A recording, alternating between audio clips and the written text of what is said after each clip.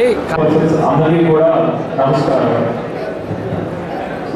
దయచేసి అందరూ కూడా కూర్చోవాలి. బయట various chairpersons of various municipalities press ఎదురుగా వచ్చిన కూర్చుంటే మనం ట్రైనింగ్ ప్రోగ్రామ్ స్టార్ట్ చేయగలుగుతామండి. దయచేసి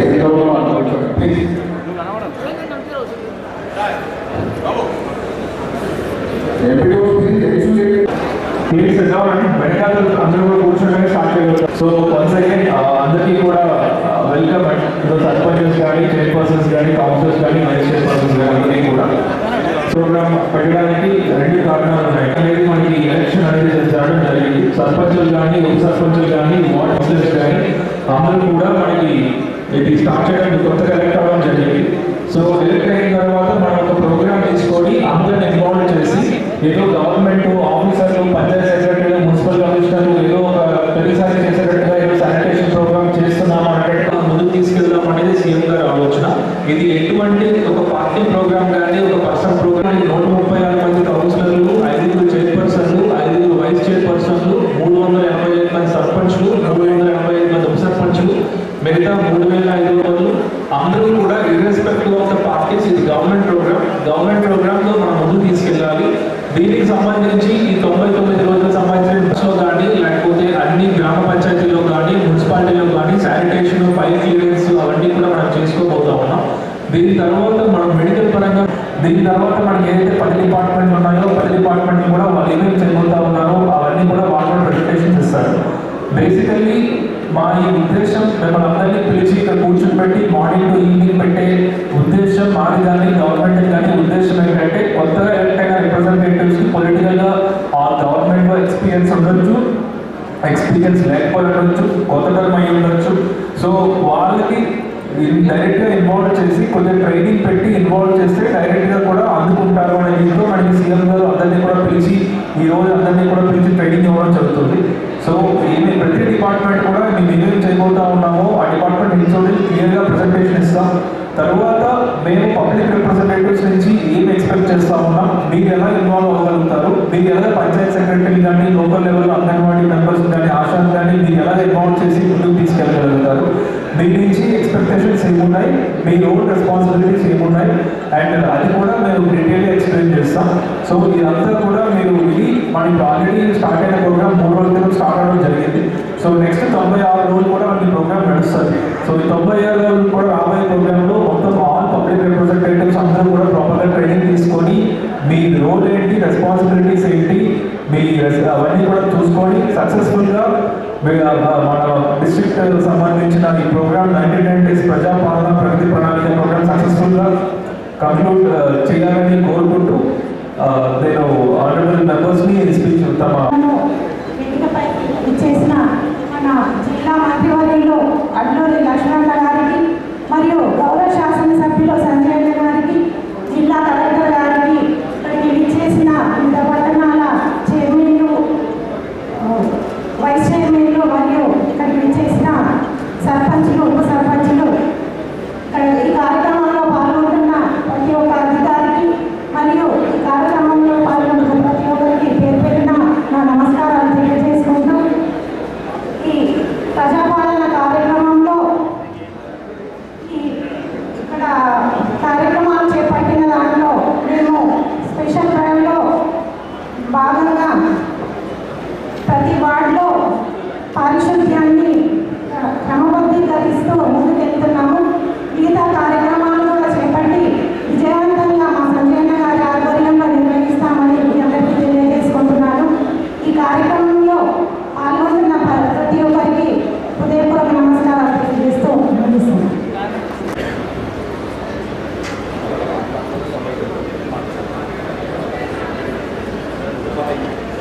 తెలంగాణ రాష్ట్ర ప్రభుత్వం ప్రతిష్టాత్మకంగా తీసుకొని చేపట్టినటువంటి కార్యక్రమం ప్రజాప్రభుత్వం ప్రగతి ప్రణాళికలో భాగంగా ఇక్కడికి విచ్చేసినటువంటి మన తెలంగాణ రాష్ట్ర ప్రభుత్వం చేపట్టినటువంటి ఈ 99 రోజుల కార్యాచరణ ప్రణాళికలో భాగంగా వివిధ రకాలైనటువంటి అంశాలను తీసుకొని నిర్వహించడం జరుగుతుంది. సో ఇందులో ప్రతి వార్డు సభ్యుల నుంచి మొదలుకొని ఎంపీ వరకు కూడా పార్టిసిపేట్ అయ్యి ఏవైతే వివిధ విభాగాల్లో ఇచ్చినటువంటి అంశాలు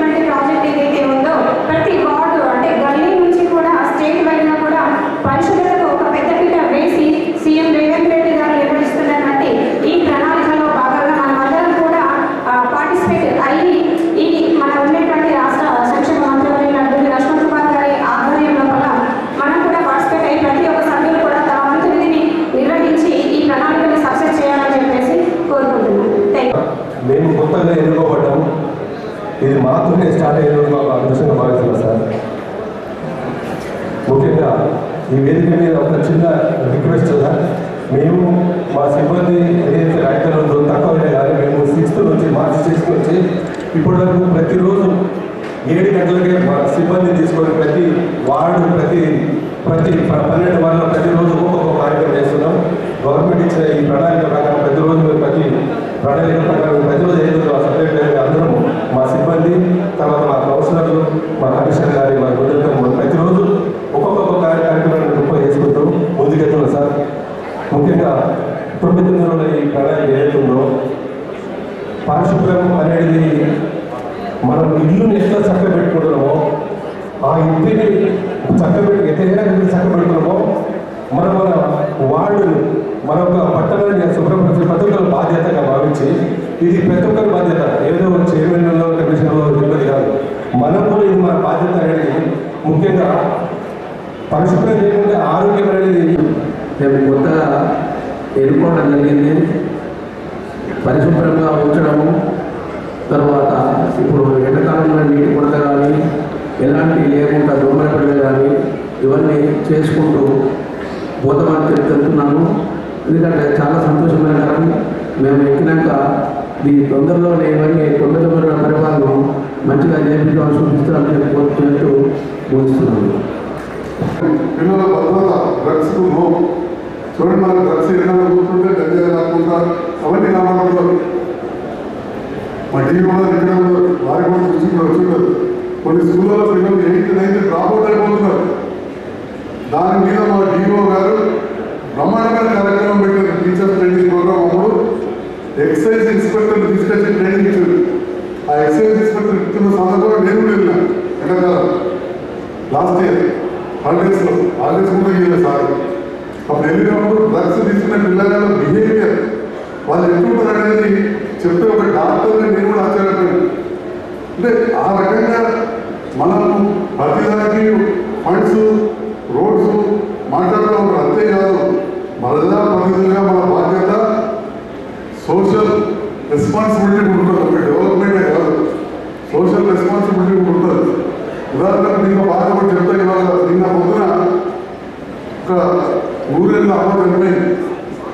ఆ శరీరాన్ని దానం చేయడానికి వారు సిద్ధమైతే మా చెరువు పట్ల మేము కూడా విసిరిపోయాం. మేము పోయేసరికి మార్కెట్ ముందుగా గెలిచిన కౌన్సిలర్ రెడీగా నిలబడుతున్నాడు. అక్కడ మొత్తం తుడిపించాడు రెడీగా నిలబడుతున్నాడు. ఆయన నిలబడిపోయినా నేనేదో పని చేయలేదంటారు. ఆ రకంగా పనిచేసిన తర్వాత రెండోసారి గెలిచింది. ఆ తర్వాత ప్రజల మనసులు చూడాలి, ఈసారి రెండవసారి గెలిపించుకోవడం. అట్లే మా గంగారాజు వచ్చి మాట్లాడాడు. పోయినసారి బ్రహ్మాండంగా పనిచేసిన అమర్పేటలో, ఈసారి 20% గెలిచింది. అలా సామాజిక వర్గ ఓట్లు ఆ ఊళ్ళో 5% కంటే ఎక్కువ నాకు తెలిసి. అయినా 20% గెలిచింది. అంటే వ్యాప్తంగా 12,000 గ్రామాలలో కూడా శాస్త్రవేత్తలు వచ్చారు. నేను కూడా 5-6 గ్రామాలకు వెళ్ళిన కళ్యాణ సైడ్ గ్రామాలు చాలా గొప్ప కార్యక్రమం. యూరియా తక్కువ వాడాలి రకరకాలుగా. అంటే శాస్త్రవేత్తని ఒక డాక్టర్ రోగానికి ఏ రకంగా చెప్తాడో ఒక శాస్త్రవేత్త వ్యవసాయం గురించి కూడా అంతే మంచిగా చెప్పగలుగుతాడు. కానీ అనుకున్నంత మంచిగా రాలేదు. ముఖ్యమంత్రి గారు, వ్యవసాయ శాఖ మంత్రి గారు పెద్ద ఎత్తున కార్యక్రమాలు చేపట్టిన రైతు మూమెంట్ శాస్త్రవేత్త కార్యక్రమం పోయిన కాలం వచ్చింది. ఈసారి కూడా అది చేయాలని చెప్పి నేను వ్యవసాయ కార్యక్రమం కనబడతా ఉన్నాను. తప్పకుండా కార్యక్రమం చేయాలి. విద్య విషయంలో మనం చెప్పేది విద్యాశాఖ మంత్రి మా ముఖ్యమంత్రి గారు చాలా గొప్పగా చేస్తున్నారు. దానికి ఒక చిన్న రిక్వెస్ట్, అమ్మాదర్శ పాఠశాల బిల్లులు ఇంకా మన జగిత్యాల జిల్లాలో పూర్తిగా రాలేదు సార్. మన వాళ్ళతో ఇబ్బంది పడుతున్నారు. ఒకటి పూర్తి క్లియర్ అయ్యేలా చూడాలి. దాంట్లో మాజీ ప్రజాప్రతినిధులు ఇప్పుడున్న వాళ్ళు పెట్టుకోవాలి. క్రీడల విషయంలో కూడా ముఖ్యమంత్రి గారు మంచి ఆలోచనలు ఉన్నారు. గ్రామ స్థాయి నుంచి సీఎం స్థానం వరకు కూడా క్రీడల విషయంలో ప్రత్యేకమైన దృష్టి పెడుతున్నారు. జగిత్యాలకు కూడా హైదరాబాద్ క్రికెట్ అసోసియేషన్ వాళ్ళు స్టేడియం ఇస్తామంటున్నారు. ఈ వేదిక ద్వారా గౌరవ మంత్రివర్గంలో మరొకసారి కోరుతున్నారు. సార్ కూడా ప్రయత్నం చేసి సార్ కూడా ముఖ్యమంత్రి ఇరిగేషన్ మంత్రి చెప్పారు. శరీరంలోనే కేంద్రీయ విద్యాలయం కావాలి, ఇంటిగ్రేటెడ్ స్కూల్ కావాలి, ఒక స్టేడియం కావాలని చెప్పి చెప్పడమే కాదు, మీడియా ద్వారా తెలియజేస్తున్న సోషల్ మీడియాలో పిలిచిన వెళ్ళేటప్పుడు మీడియా ద్వారా తెలియజేస్తున్న గౌరవ మంత్రి గారు పెద్ద మనసుతోటి నా కాళ్ళ ఎత్తి కొడుకులో పెట్టినప్పుడు ఆపు ములుగులో నిజామాబాద్కి వచ్చి చూసి ఏదైనా మాట్లాడుకుంటే నేనేం చెప్పలేదు. ఇది వాస్తవం.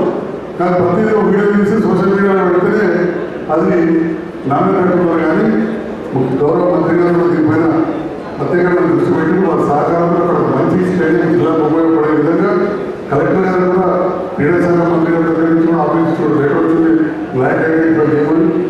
మహిళల గురించి అయితే మహిళల సాధికారికతను ఎంత చేస్తున్నాం అనేది మనకు తెలుసు.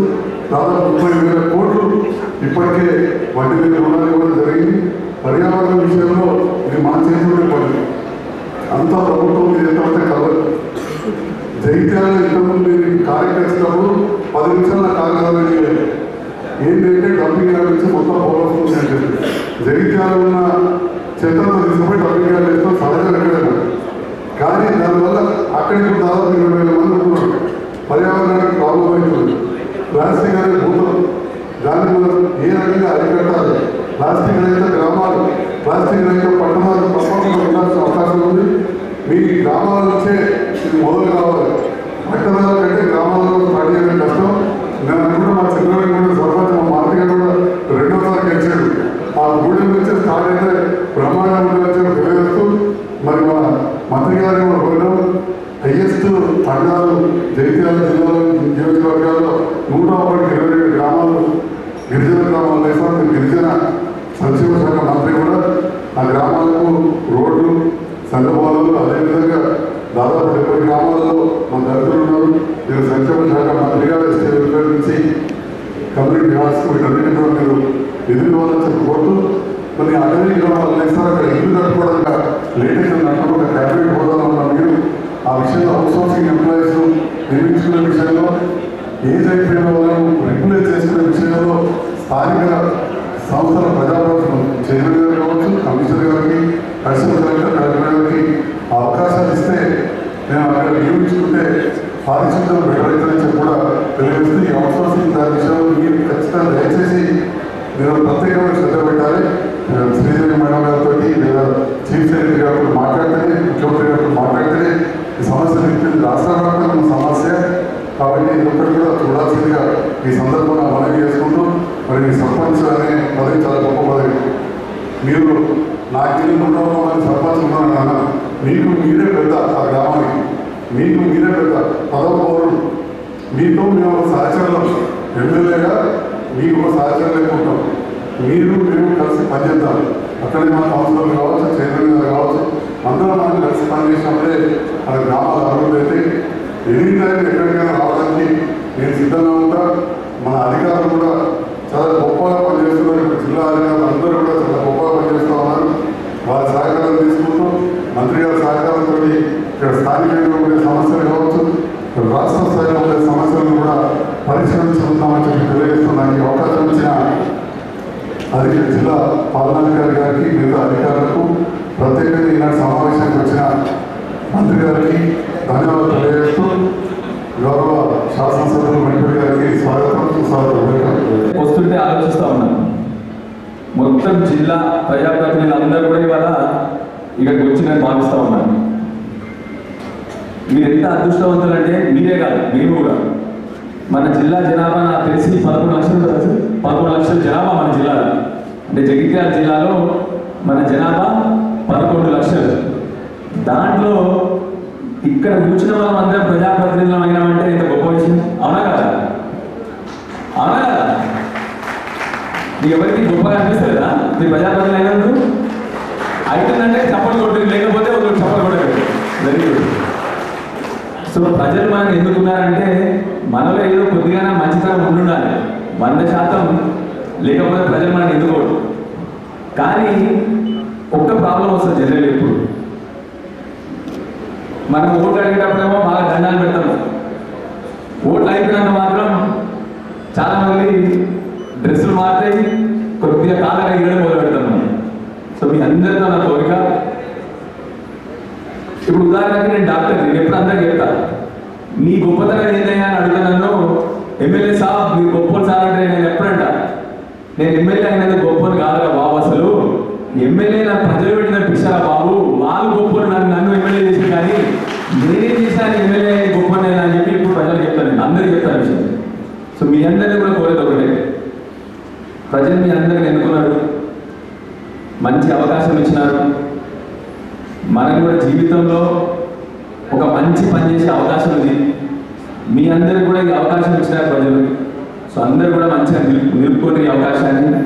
ఇంకా అన్నిటికంటే అదృష్టవంతులు, మీకు అన్నిటికంటే గొప్ప అదృష్టం ఏంటంటే గత 2 సంవత్సరాల నుంచి రావాల్సిన ఫండ్ మీ అందరికీ ఒకేసారి వస్తూ ఉంది. అంతేనా సార్? 2 సంవత్సరాల నుంచి రావాల్సిన ఫండ్ మీ అందరి చేతిలోకి ఒకసారి వస్తూ ఉంది. దాన్ని మంచిగా సద్వినియోగం చేసుకోండి, దాన్ని మంచిగా ఉపయోగించుకోండి. మిమ్మల్ని ఎవరో తప్పుదారి పట్టిస్తారు మిమ్మల్ని. సో మీకు ఎప్పటికీ అర్థం కాదు, ఈ లోపల మీకు అర్థమైపోతుంది. సో దయచేసి మీ అందరిని కోరుతున్నా, మీరు అందరూ మళ్ళీ గెలవాలని ఆశిస్తూ ఉన్నారు కాబట్టి మంచిగా సబ్జెక్ట్ నేర్చుకోండి. సబ్జెక్ట్ నేర్చుకొని ఏం చేయాలో అప్పుడు మీకు ఈజీగా అర్థమవుతుంది. లేకపోతే ఓటీపీ అవుతుంది. ఓటీపీ అంటే తెలుసా మీకు? చెప్పనా? 1 టైం పొలిటీషియన్ అంటారు వాళ్ళని. ఒకసారి గెలుస్తారు, మళ్ళీ మా ఆసుపత్రి గెలవాలి. అదే చెప్పింది. మళ్ళీ గెలవాలి, ప్రజల మధ్యలో ఉండాలి, నేను ప్రజలకు మంచి చేయాలి అంటే మాత్రం కంపల్సరీ అన్ని ఇన్ఫర్మేషన్ తెలుసుకోవాలి. మీరు ఇన్ఫర్మేషన్ తీసుకొని దాని పద్ధతిగా చేసుకుంటూ పోండి. రెండోది, డ్రగ్స్ కానీ ఏదైతే ఈ వాటి నుంచి మన పిల్లలు మన యువతను కాపాడుకోవడం, రైతులు, అదే అగ్రికల్చర్, విద్య, యువత యొక్క క్రీడా, మహిళా సోదరి మనకు సంబంధించిన అనేక అంశాలు, పర్యావరణ, ఈ 10 అంశాలకు సంబంధించిన ఓరియంటేషన్ కూడా ఈరోజు ఇప్పుడు మేము మాట్లాడిన తర్వాత జిల్లా కలెక్టర్ గారు మొదలుపెట్టిన తర్వాత ఒక్కొక్క డిపార్ట్మెంట్కి సంబంధించిన ఒక అధికారి ఈరోజు మన ప్రజలతో ఎన్నుకోబడ్డప్పుడు ప్రభుత్వం నిశ్చయించిన పరాలతో మనం చేయాల్సిన బాధ్యత పరిశుభ్రత. అదేవిధంగా అధికారులకు సంబంధించిన ఫైల్స్ విషయంలో కూడా 6వ తారీఖు నుంచి 15వ తారీఖు సంబంధించిన విషయంలో మా జిల్లా కలెక్టర్ గారికి చెప్తున్నాను. ఈ సందర్భంగా కలెక్టర్ గారు ఎవరైతే ఈరోజు 6వ తారీఖు నుంచి 15వ తారీఖు వరకు ఏ ఒక్క డిపార్ట్మెంట్లో ఎంఆర్ఓ ఆఫీస్లో కానీ, ఎంపీడీ ఆఫీస్లో కానీ, మున్సిపల్ కమిషనర్ ఆఫీస్లో కానీ ఎన్ని ఫైల్స్ పెండింగ్ క్లియర్ చేసినారు, ఏదైనా ఫైల్స్ పెండింగ్ ఉన్నాయని చెప్పేసి ప్రభుత్వం ఏదైతే ఆదేశించిందో, ఒక ప్రణాళిక ఇచ్చిందో, ప్రగతి ప్రణాళిక, దానిలో భాగంగా ప్రభుత్వం ఇచ్చిన ఆదేశాలు, ముఖ్యమంత్రి ఇచ్చిన ఆదేశాలు అమలు అవుతున్నాయో అమలు అవుతారో అనే విషయాన్ని, అమలు కాకపోతే తక్షణమే అమలు చేసే విధంగా ఆదేశాలు ఇవ్వాలని చెప్పి కలెక్టర్ గారు కోరుకుంటూ, మరి ఏదైతే పరిశుభ్రత విషయంలో కూడా చాలామంది సర్పంచ్ సోదరులు చెప్తున్నారు, సోదరి మనం చెప్పి మా కౌన్సిల్ ఇప్పుడు మా చైర్మన్ చెప్తుంది, మా గవర్నమెంట్ చైర్మన్ కూడా అన్నా, మేము ప్రజలతో ఎన్నుకోబడ్డప్పుడు చాలా అంశాలు కూడా మా ఒక వార్డులో కూడా మా ప్రాంతాల్లో కూడా మేము పనులు చేస్తామని చెప్పి మాట ఇచ్చినామన్నా, మరి మాకేం అర్థమవుతుంది అని చెప్పేసి వారు చెప్తున్నారు. నేను జిల్లా మంత్రిగా ఇక్కడ స్థానిక ఏదైతే ప్రజాప్రతినిధిగా ఉన్నటువంటి ఈ యొక్క మా మిత్రులందరినీ నేను మనం చేసుకుంటున్నాను. గౌరవ ముఖ్యమంత్రి గారి ద్వారా ఏదైతే 99 రోజులు ఏ గ్రామాల్లో కానీ, మున్సిపాలిటీలో కానీ ప్రజలకు సంబంధించిన అనేక సమస్యల విషయంలో, మౌలిక సదుపాయాల విషయంలో కూడా ప్రత్యేకంగా దృష్టి పెడతాము. దానికి సంబంధించిన నిధులు కూడా తీసుకొచ్చే బాధ్యత కూడా నాదే అని చెప్పి మా మిత్రులందరూ కూడా మనం చేస్తున్నాం. ఈరోజు ప్రజలతో ఎన్నుకోబడ్డప్పుడు ప్రభుత్వం ఇచ్చే సంక్షేమ కార్యక్రమాలు అందరం కలిసి ముందుకు తీసుకెళ్ళాలి. అది మనందరి బాధ్యత. ఈరోజు ప్రత్యేకంగా గొప్ప కార్యక్రమాన్ని గౌరవ ముఖ్యమంత్రి గారు తీసుకున్నారు. 99 రోజుల్లో కూడా 10 డిపార్ట్మెంట్కి సంబంధించిన జిల్లా స్థాయి అధికారుల నుంచి మొదలు పెడితే మండల స్థాయి అధికారులు, గ్రామ స్థాయి అధికారులకు సమన్వయం, గ్రామంలో గెలిచిన సర్పంచ్, వార్డు సభ్యులు, ఇంకా అనేక వర్గాల ప్రజలకు సమన్వయంతో ప్రతి ఒక్క కార్యక్రమాన్ని ప్రజల వద్దకు తీసుకెళ్ళి మనం అనేక కార్యక్రమాలు చేపట్టే విధంగా ఈ ప్రణాళిక తయారయ్యడం జరిగింది. మరి దీనిలో భాగంగా మరి జిల్లాకు సంబంధించిన అనేక అంశాలు, చాలా ముఖ్యమైన అంశాలు ఉన్నాయి. ఆర్థికంగా ఉన్నటువంటి అంశాలు కూడా ఇప్పుడే చెప్తున్నారు డిపిఓ గారు. మన జిల్లాలో రావాల్సిన 15 ఫైనాన్స్ ఏదైతే ఉందో సుమారు 30 కోట్ల 22 కోట్ల రూపాయలు రావడం జరిగింది సార్. ఇంకా 83 కోట్ల రూపాయలు ఈ నెలాఖరు నేరుగా వారి అకౌంట్లో డబ్బులు పడతాయనే విషయాన్ని కూడా డిపిఓ గారు చెప్పడం జరుగుతుంది. అదేకాక రాష్ట్ర ప్రభుత్వం ద్వారా మీకు గ్రామ స్థాయిలో కానీ, మున్సిపల్ స్థాయిలో కానీ అనేక బడ్జెట్ పరంగా ఏదైతే రావాల్సిన నిధుల విషయంలో కూడా ప్రత్యేక దృష్టి పెడతామో, ప్రతి ఒక్క మున్సిపల్ సంబంధించిన అనేక అంశాలు కూడా ప్రభుత్వం దృష్టికి తీసుకెళ్తామనే విషయాన్ని కూడా మనం ఏదైతే ప్రభుత్వం ఇచ్చిన కార్యక్రమంలో అందరం కూడా భాగస్వామ్యం కావాలి. ప్రజలకు చెప్పినటువంటి మాటలు కూడా ప్రజల ప్రభుత్వంతో సమన్వయం చేసుకొని మనం చేయాల్సిన పని చేయాలి అన్న విషయాన్ని కూడా నేను సమన్వయంగా మనం చేసుకుంటూ మా జిల్లా కలెక్టర్ గారికి అధికారులకు కూడా మనం చేసుకుంటున్నాం. ఏదైతే 10 డిపార్ట్మెంట్కి సంబంధించిన అధికారులు ఉన్నారో క్లుప్తంగా మొన్ననే ఇటీవలనే స్థానిక సర్పంచ్ ట్రైనింగ్ క్లాసెస్ పెట్టడం జరిగింది. ఆ ట్రైనింగ్ క్లాసులో కూడా సర్పంచ్లకు కానీ ప్రజాప్రతినిధుల యొక్క విధి విధానాలు, వాళ్ళ హక్కులు, వాళ్ళ బాధ్యతలు అనేక అంశాలు కూడా ట్రైనింగ్ క్లాసులు చెప్పిన సందర్భంలో కూడా ఈరోజు జిల్లాకు సంబంధించిన అధికారులు 10 డిపార్ట్మెంట్ అధికారులు కూడా వారి పరిధిలో ఏముంది, వారు ఏం చేయగలుగుతారు, ఆ గ్రామానికి వాళ్ళు వారి డిపార్ట్మెంట్ నుంచి ఆ ఒక శాఖ వారు ఏ పని చేయగలుగుతారు, ఏ అంశాన్ని కట్టుబడిన అంశాన్ని క్లుప్తంగా ప్రజాప్రతినిధులు చెప్పినట్టు అంశాన్ని పూర్తిగా వివరణ ఇచ్చే విధంగా ఈ యొక్క ఓరియంటేషన్ ఉండాలని చెప్పేసి నేను కోరుకుంటున్నాను. 33 జిల్లాలకు సంబంధించిన జిల్లా కలెక్టర్లతో నేరుగా సమావేశం ఏర్పాటు చేసుకుని ఆ జిల్లాకు సంబంధించిన జిల్లా కలెక్టర్ యొక్క అభిప్రాయాలు తీసుకుని ఈ కార్యక్రమాన్ని రూపొందించడం జరిగింది. ఈ కార్యక్రమంలో ప్రజలకు ఉన్నటువంటి ఇబ్బందులు కానీ, ప్రజలకు ఉన్న కష్టాలు కానీ, మనం ప్రజలతో ఎన్నుకోబడ్డ ప్రజాప్రతినిధుల ప్రజల దగ్గరికి వెళ్ళి ఈ యొక్క ప్రజాప్రభుత్వం పరంగా ప్రగతి ప్రణాళిక ఇచ్చిన అంశాలు ఎజెండా ఒక అంశం ఉంటే వారికి ఉన్న సమస్యలు ఎదురుగా తెచ్చుకునే విధంగా ప్రభుత్వం అధికారులు సమన్వయంతో పనిచేసే విధంగా ఈ కార్యక్రమాన్ని రూపొందించిన విషయాన్ని కూడా నేను మనవి చేసుకుంటూ మా మిత్రులందరూ కూడా మనవి చేసుకుంటున్నాం. నిన్న ఉదయం నేను మన గోదావరి పుష్కరాలకు సంబంధించిన ప్రత్యేకమైన మీటింగ్ జరిగింది. నేను ఆ సంస్థ ప్రతి మంత్రివర్గ ఉపసంఘంలో నేను సభ్యుడిగా ఉన్నా. నేను ఒక మాట చెప్పినాను, ఎవరైతే ఉపసంఘం సంబంధించిన మా గౌరవ ఐటీ శాఖ మంత్రి శ్రీధర్ బాబు గారు కానీ, పొంగులేటి శ్రీనివాసరెడ్డి గారు కానీ, సీతక్క గారు కానీ, తుమ్మల నాగేశ్వర గారు చెప్పినారు, ఏదైనా కూడా ఏ కార్యక్రమం తీసుకుంటే బడ్జెట్ పరంగా ఇబ్బంది జరగకుండా, ఆర్థికమైన ఇబ్బంది జరగకుండా మీరు ఏదైనా శాంక్షన్ ఇస్తారో ఆ శాంక్షన్ బడ్జెట్ మా జిల్లా కలెక్టర్ యొక్క అకౌంట్లో డబ్బులు పెట్టండి, మేము ఆ పుష్కరాలకు సంబంధించిన పనులు మొదలు పెడతాం తప్ప కాగితాల మీద ఎక్కడ కూడా ఇబ్బంది పెట్టే కార్యక్రమం చేయకుండా ప్రత్యేకమైన దృష్టి పెట్టాలని చెప్పి ప్రభుత్వాన్ని కోరినా. నేను అదేవిధంగా నేను బడ్జెట్లో కూడా మన పుష్కరాలకు సంబంధించిన ప్రత్యేక నిధులు నేను పోయినసారి పుష్కరాలు చేసిన 2016 ఒక విధంగా పనులు జరుగుతుంటే వేలాది మంది భక్తులు వస్తుంటారు. అంత తక్కువ టైంలో నిర్ణయం తీసుకోవడం వల్ల ప్రజలకు ఇబ్బంది జరిగింది. మరి ఆ విధంగా ఇబ్బంది జరగకుండా 2021లో జరిగే జూలైలో జరిగే గోదావరి పుష్కరాలకు ఇప్పుడు మార్చిలో ఒక గొప్ప ప్రణాళిక తయారు చేసి నేను శాసనసభ్యులు కోరుకు ఎమ్మెల్యే గారు కూడా అడిగినాను, అన్న మీకు ప్రతిపాదన ఏమని చెప్పి అన్నాను. మా శాసనసభ్యులు మా సంజయ్ కుమార్ గారు కూడా మరి వారు కూడా ప్రతిపాదన ఇవ్వడం జరిగింది. ఏదేమైనా కూడా ప్రజలతో ఎన్నుకోబడ్డప్పుడు మన బాధ్యతలు వెళ్తాం. జిల్లా మంత్రిగా నేను ఒక సామాన్య కార్యకర్తగా రాష్ట్ర మంత్రిగా పనిచేస్తున్నా. నేను ఎప్పుడు బాధ్యతలు విస్మరించాను. అందరం కలిసి ఈ ప్రాంత ప్రజలకు మేలు చేసే విషయంలో కూడా ముందుకు తీసుకెళ్దాం. ఎక్కడ బేసిజాలు పోకుండా మీరు ఏ విషయాన్ని చెప్పినా నిబంధనకు అనుగుణంగా ఉంటే తప్పకుండా సహకరిస్తా. ఎక్కడ కూడా బేసిజాలు పోవడం ఇది నా పార్టీ కాదు, ఈ పార్టీ కాదు, ప్రజలకు మ్యాండేటరీగా మన ప్రజలు ఓటు చేసి గెలిపించిన సర్పంచ్ గారు కానీ, కౌన్సిలర్ గారు కానీ, చైర్పర్సన్ గారు అదేవిధంగా సమన్వయంతో ముందుకు తీసుకెళ్తామన్న విషయాన్ని కూడా జిల్లా మంత్రిగా ఖచ్చితమైన మాట ఇస్తూ మరి ఇప్పుడే మా సంజయ్ కుమార్ గారు చెప్పినారు, మొన్న కొంతమంది నాయకులు వచ్చేసి ఏదైతే చెల్లికి సంబంధించినటువంటి స్థలం విషయంలో కూడా వివాదంగా మాట్లాడిందని చెప్పేసి అంటున్నారు.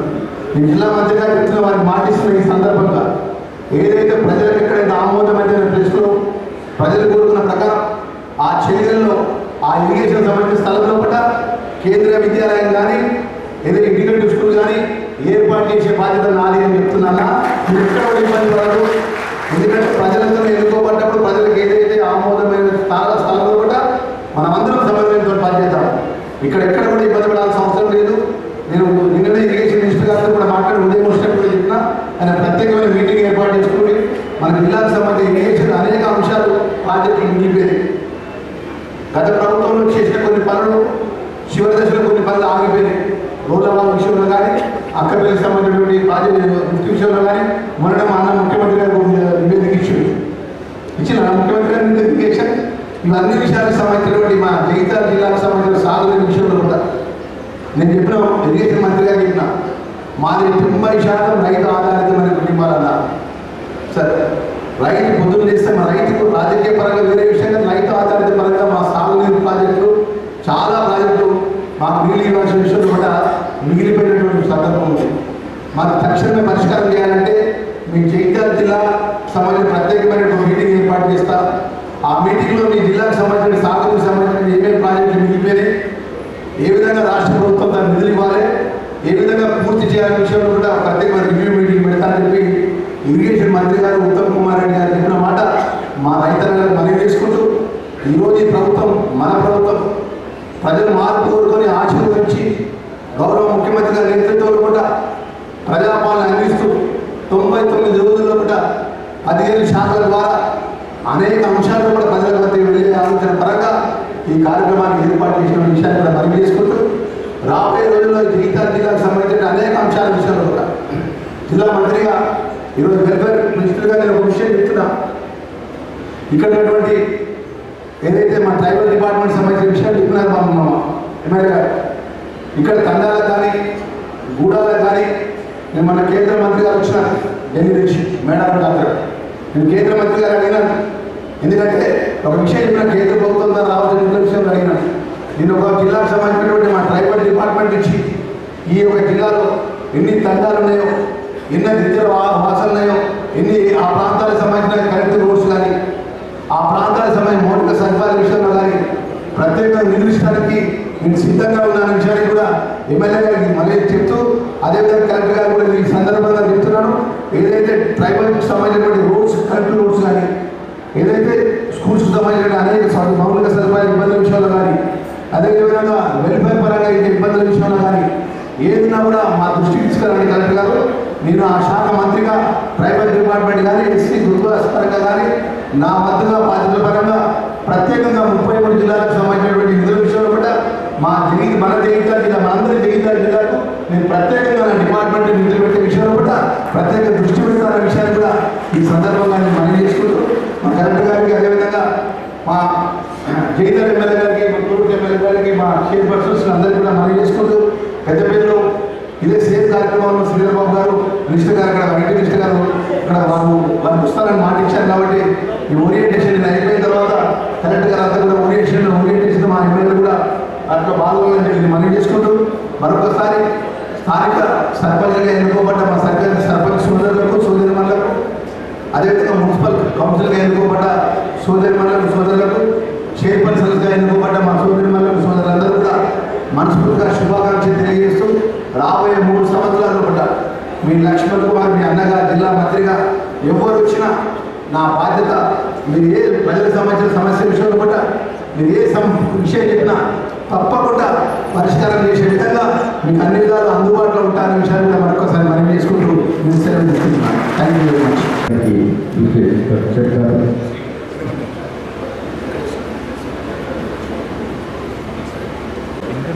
వస్తుందేమో